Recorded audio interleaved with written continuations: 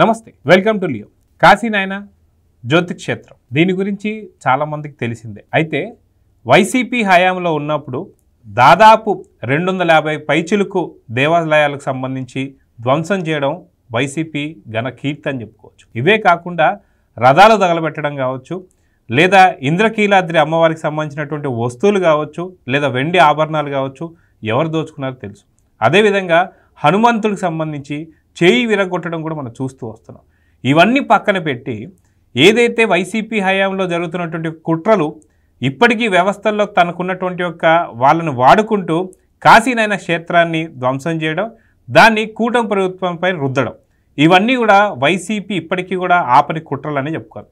అయితే దీనికి ఒక కొలిక్కి తీసుకొచ్చారు నారా లోకేష్ గారు. అయితే దీని గురించి మనతో మాట్లాడడానికి సీనియర్ జర్నలిస్ట్ దుర్గా కుమార్ గారు ఉన్నారు. వారిని అడిగి తెలుసుకుందాం. సార్ నమస్తే.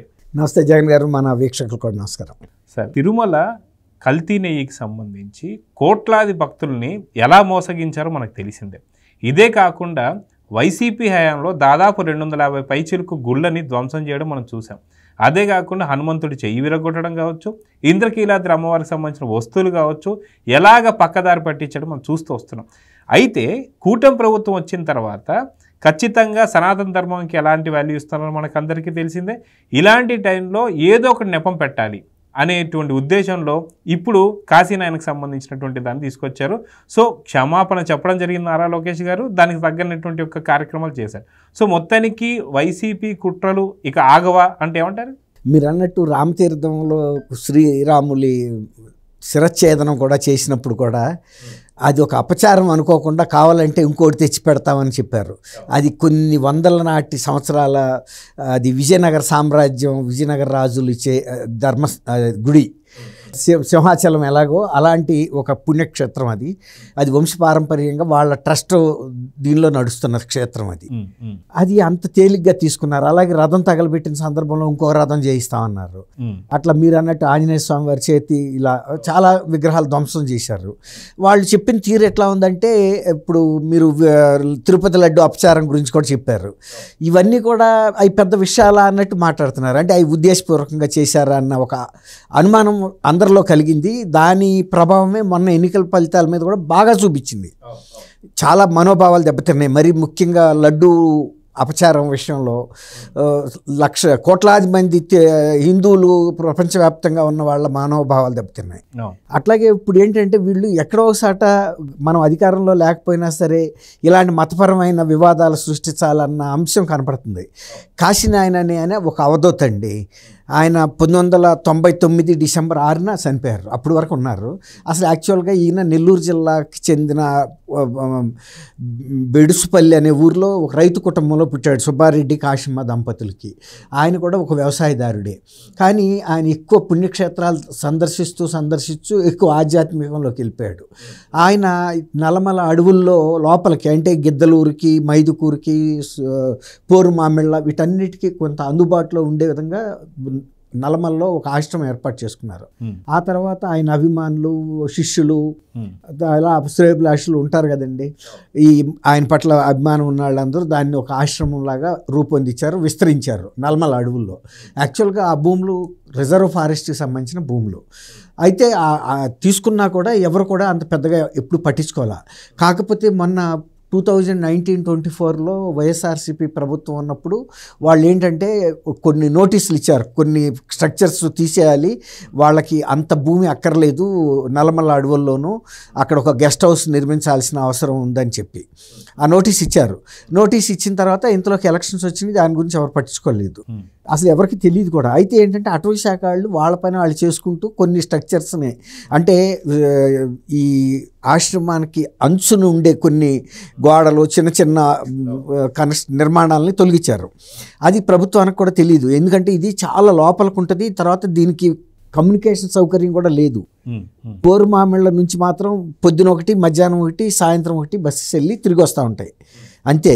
ఎప్పుడంటే ప్రతి డిసెంబర్లోనూ ఆరాధనోత్సవాలు జరుగుతాయండి, దత్త పౌర్ణమి రోజు. అప్పుడు మాత్రం ఎక్కడి నుంచి బస్సులు వేస్తారంటే వీళ్ళు 3 ప్రాంతాల నుంచి వేస్తారు. మైదుకూరు నుంచి అండ్ గిద్దలూరు నుంచి కూడా వేస్తారు. వరికుంట్ల మీదుగా వెళ్తాయి, మూడు రూట్లో వెళ్తాయి. అయితే దగ్గరలో ఏమి గ్రామాలు లేవు, చాలా విసిరేసినట్టుగా ఉంటుంది అడవి మధ్యలో. దాని వలన ఈ అటవీ శాఖ వాళ్ళు ఈ నిర్మాణాలు కూల్చిన విషయం కూడా ప్రభుత్వానికి తెలియదు. ఎప్పుడైతే ప్రభుత్వంలో బాధ్యుల దృష్టికి తీసుకొచ్చారో, దేవాదాయ శాఖ దృష్టికి, వెంటనే వాళ్ళు ఒక ఆదేశాలు ఇచ్చారు. ఒక అధికారుల బృందాన్ని కూడా పంపారు. ఏవైతే నిర్మాణాలు కూల్చేశారో వాటిని వెంటనే పునర్నిర్మాణం చేయండి, మీరు గెస్ట్ హౌస్ ఇంకా కొద్ది దూరంలో కట్టుకోండి. అంతేగాని ఆశ్రమంలో ఎప్పటి నుంచో నడుస్తున్న ఆశ్రమం ఇది. ఆయన అవధూత గారు బతికున్నప్పటి నుంచి కాశీనాయన పేరు మీద ఒక మండలం కూడా ఉంది కడప జిల్లాలో, కాశీనాయన మండలం అని.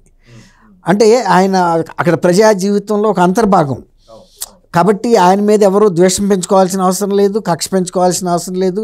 తర్వాత అదేమో వ్యాపారాత్మకంగా నడిచే ఆశ్రమం కూడా కాదు.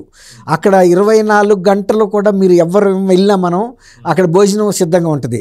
సామాన్యంగా ఎంత పెద్ద దేవాలయాల్లోనైనా సరే ఒక నిర్ణీత వేళల్లోనే భోజన సౌకర్యం కానీ అల్పాహార సౌకర్యం కానీ ఉంటుంది. ఇక్కడ అలా కాదు, మీకు 24 గంటలు భోజనమే దొరుకుతుంది. రాత్రి 2ంటికి వెళ్ళినా కూడా భోజనం అయిపోయిందనే మాట అయితే ఉండదు.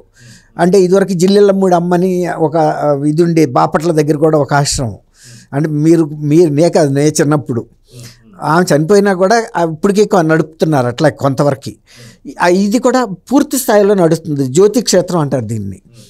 ఇది ఎవరి దృష్టికి వెళ్ళింది? లోకేష్ గారి దృష్టికి వెళ్ళింది. లోకేష్ గారు దీన్ని చాలా తీవ్రంగా తీసుకున్నారు. ఇప్పుడు తప్పు జరగగానే వెంటనే దాన్ని క్షమాపణ చెప్పి తప్పును సరిదిద్దటం విఘ్నుల లక్షణం. అంతేగాని తప్పు జరిగినా సరే దాన్ని సమర్థించుకోవటం మూర్ఖుల లక్షణం.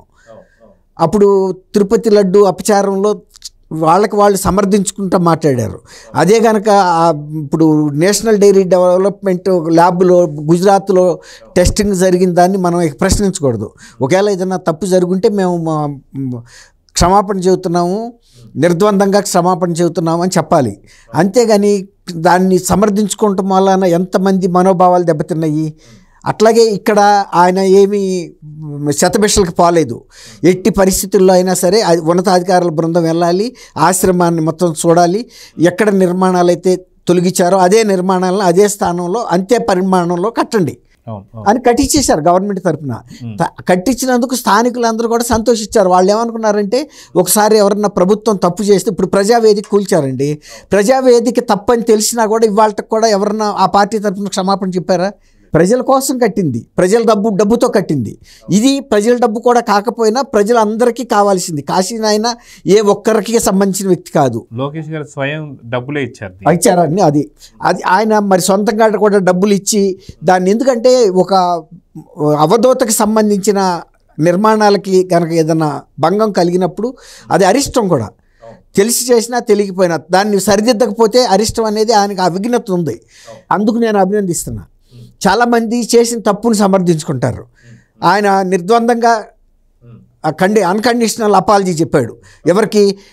కాశీనాయన శిష్యులకు కానీ, అభిమానులకు కానీ, భక్తులకు కానీ, ఆ ప్రాంత ప్రజలకు కూడా. ఎందుకంటే అది వాళ్ళ మనోభావాల్ని దెబ్బతీసే అంశమే ఖచ్చితంగా.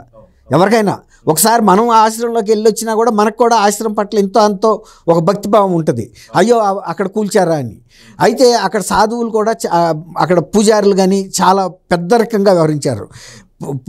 అటవీ శాఖ అధికారులు ఆర్గ్యుమెంట్లు చేస్తున్నా కూడా వాళ్ళు దండం పెట్టి, అయ్యా మేము మీతో వాదనలు చెయ్యం, ఈ భూమి మీదే మాదే అనే వాదన మాకొద్దు, ఆల్రెడీ కట్టి ఉన్నాయి, ఇక్కడ ఆ భవనాల జోలికి రావద్దు, స్వామికి సంబంధించిన వస్తువులు ఉన్నాయి, ఇక్కడ ఏది జరిగినా భక్తుల శ్రేయస్సు కోసం జరిగేదే తప్ప ఇందులో వ్యాపారం లేదు, మేము ఆక్రమించుకుని దీంతో మేము లబ్ధి పొందేది కూడా ఏమీ లేదు, మీరు గెస్ట్ హౌస్ కట్టుకుంటామని అంటున్నారు, మేము దాంతో విభేదించట్లేదు, మీరు గెస్ట్ హౌస్ ఇంకా కొంచెం పక్కన మా ఆశ్రమానికి దగ్గరలోనే ఈ నిర్మాణాలను తాకకుండా కట్టుకోమని చెప్పారు. వాళ్ళు ఏమంటారంటే ఇది ఎక్కువ భూభాగం మా రిజర్వ్ ఫారెస్ట్లో ఉంది కాబట్టి మాకు రిజర్వ్ ఫారెస్ట్ని మేము కాపాడాల్సిన బాధ్యత మా మీద ఉందని వాళ్ళు చెప్పారు. అంతే తప్ప వాళ్ళు దౌర్జన్యంగా వీళ్ళ మీదకి వెళ్ళలేదు, వీళ్ళు కూడా పరుషంగా వాళ్ళ మీదకి వెళ్ళలేదు. ఎవరి పరిమితుల్లో వాళ్ళు ఉండి సంస్కారవంతంగా మాట్లాడుకున్నారు. అది సంతోషకరమైన విషయం. అయితే ఏంటంటే వాళ్ళు బాగా నల్లమల అడవుల లోపలికి వెళ్ళిన కొన్ని నిర్మాణాలను తీసేసినందుకు బాధపడి ప్రజల నుంచి వచ్చిన విజ్ఞప్తులని, తర్వాత వాళ్ళ మానసిక మనోభావాలని దెబ్బతిన్న ఉద్దేశం మీద లోకేష్ గారు కూడా వెంటనే తనకు సంబంధించిన వ్యక్తిగతమైన ఫండ్స్ను కూడా దాంట్లో పెట్టి ప్రభుత్వం తరపున కూడా చేయాల్సి త్వరితంగా చేశారు ఆ నిర్మాణాన్ని. అది ఎప్పుడో ఒక ఆదేశాలు ఇచ్చి ఒక సంవత్సరం తర్వాత కాదు, వార్ ఫుటింగ్, యుద్ధ ప్రాతిపాదిక అంటారు చూసారా, యుద్ధ ప్రాతిపాదిక మీద చేసేటప్పటికి పూజారులకు కూడా సంతోషమైంది. స్థానిక ప్రజలు కూడా వచ్చి లోకేష్ గారిని, ప్రభుత్వాన్ని కూడా అభినందించారు. జరిగిన తప్పు జరిగినా మాకు మా మనోభావాల్ని మళ్ళీ మీరు కాపాడారు అని. అది సంతోషకరమైన, అది సుఖాంతమైంది కదా. అంతే తప్ప అది ఒకళ్ళనొకళ్ళు ఛాలెంజ్ చేసుకుని, ఒకళ్ళనొకళ్ళు ద్వేషించుకుని దాడులు చేసుకోవటం ఆ పరిస్థితి లేదు. సో చూద్దాం సార్, ఖచ్చితంగా నారా లోకేష్ గారిని చూస్తే మటుకు చాలా పరిణితి చెందినటువంటి ఒక లీడర్ గాను, ఎక్కడ తగ్గాలో ఎక్కడ నగ్గాలో తెలిసినటువంటి ఒక నాయకుల్లాగా అయితే కనిపిస్తున్నారు. సో చూద్దాం సార్. ఇప్పుడు మీరు చివరిలో అన్న విషయం కరెక్ట్ అండి. ఎప్పుడైనా ఏ నాయకుడైనా సరే ప్రజల మనోభావాలకి తల వంచాలి, అంతే తప్ప మనం ప్రజల యొక్క మనోభావాలను దెబ్బతీసేవాడు ఎప్పుడు నాయకుడు కాదు. అవును. సో చూద్దాం సార్ ఏం జరగదు. నమస్తే. థ్యాంక్ యూ జగన్ గారు, మన వీక్షకులకు. Please subscribe to Leo news for more videos.